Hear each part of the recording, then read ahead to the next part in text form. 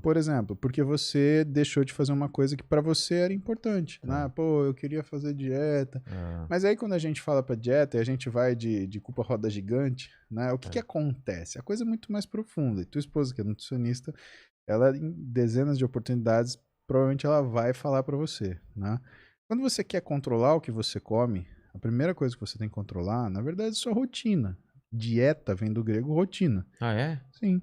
Então, quando um nutricionista ele aborda você como um paciente, Eu e, pensei e que vou te viesse falar, do grego não consigo. do Dieta vem do grego, grego não ou do consigo. grego sofrimento, É né? sofrimento. Mas, por exemplo, quando você pega trabalho, né? Trabalho vem, eu não lembro se é do grego ou de latim, mas é de punição, Ah, é? né? Castigo. E salário vem de sal, né? Que os caras recebiam Exatamente. sal como pagamento. Salarium, É, exatamente. Então, quando a gente olha isso, e por isso que é muito difícil, por exemplo, a tua esposa te tratar, é. né? Porque né, não dá, você tem uma relação íntima com ela e que interfere no processo daquilo que ela precisa criar essa conexão profissional contigo, É. né? Mas quando um profissional ele aborda um paciente, um nutricionista, por exemplo, quando a gente vai falar de dieta, o que que ele faz? Ele usa duas ferramentas básicas. Ele usa frequência alimentar e recordatório alimentar. Do recordatório alimentar, ele procura entender as calorias médias que você consome num dia. Da frequência alimentar, ele procura ver o que são os picos de caloria que você consome. Porque o que é a frequência alimentar? Quando ele pergunta para você, quantas vezes você come salgadinho por semana? Quantas vezes você toma sorvete? Quantas vezes você toma açaí? Quantas vezes você bebe cerveja? Então ele sabe que você come uma média, sei lá, de 4.000 quilocalorias com picos de 8.000. Tá. E quando esse nutricionista ele vai elaborar a tua primeira dieta, ele não vai te dar uma dieta de 800 calorias. Ele vai te dar uma coisa que você consegue fazer. Se você come uma média de 4.000, muito provavelmente ele vai fazer o quê? Dar os mesmos 4.000, só que ele vai dar de um jeito diferente. Quantos anos tem seus filhos? Um filho, 4. 4 anos. Tudo bem. Eu tenho uma de 17 e uma de 10, né? A de 17, ela precisava aprender a mexer com dinheiro. O que você vai dar para ela? Cartão de crédito? Nem lascando. Não. Ela Você não dá dinheiro sente. para ela ver diminuir. É. E ela fazia a conta. Ah, e como é que você faz? Você dá mesada? Não, você dá semanada. Primeiro você dá por dia, para ela fazer a conta, ela conseguir fazer o cálculo imediato. Quando ela começa a juntar um dinheirinho, aí você dá a semana, porque você fala, opa, ela já começou a criar uma sensação Tá. de se precaver. Aí a semana, para ela gerenciar uma quantidade maior. Conseguiu acertar a semana? Aí a mesada. Porque ela vai aprender. Porque você tem que ensinar teu filho a mexer com dinheiro. É. Né? Alimento é a mesma coisa. O que o nutricionista vai fazer?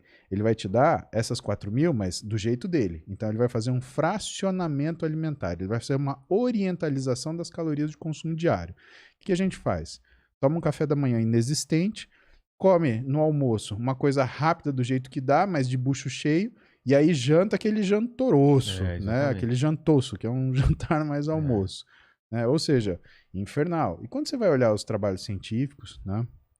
Você vê uma série de evidências mostrando que só o fato de você ter um aumento de caloria no final do dia, você já predispõe a piora metabólica.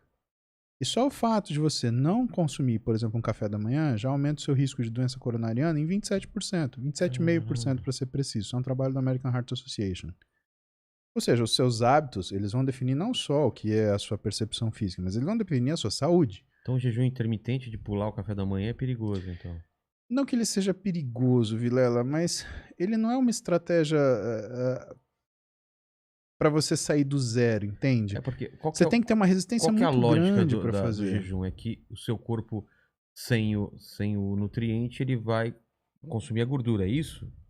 Esse é o pensamento básico? Então, mas aí as pessoas que pensam assim, elas pensam como se o jejum ele fosse uma coisa matemática, né? Se eu não consumir, eu vou gastar. É. Seu corpo não funciona assim. Seu esforço ele funciona assim. Se eu não consumir, eu vou me defender. E eu vou modificar por causa disso.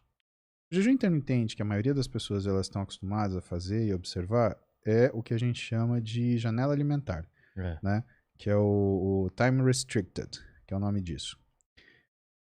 E o que as pessoas fazem? Elas fazem uma janela alimentar de 8 horas e 16 horas de jejum. Só que horas elas põem a janela alimentar? Das 14 às 22. Meu amigo, é o melhor horário de comer. É aquele almoço que você come um almoção e sai comendo o que você quiser até às 10 da noite. Então, se você puder fazer uma refeição monstra às 10 da noite, você está confortável. É. Agora, O que deveria ser um jejum intermitente, por Aproveitar exemplo, que é focado na fisiologia, ou seja, respeitando o que é o aumento de resistência periférica à insulina ao longo do dia, porque existe isso, né? E a diminuição da captação periférica de glicose ao longo do dia. É um jejum que você começa, né, mais tarde, mas que você se alimenta mais cedo. Então você começa a comer às 6 da manhã e se você quiser fazer 8 horas de janela alimentar, você para às 2 da tarde. Agora, por que você não faz isso com uma pessoa que nunca fez dieta? Meu amigo, a hora que a fome bate, não tem quem te segure.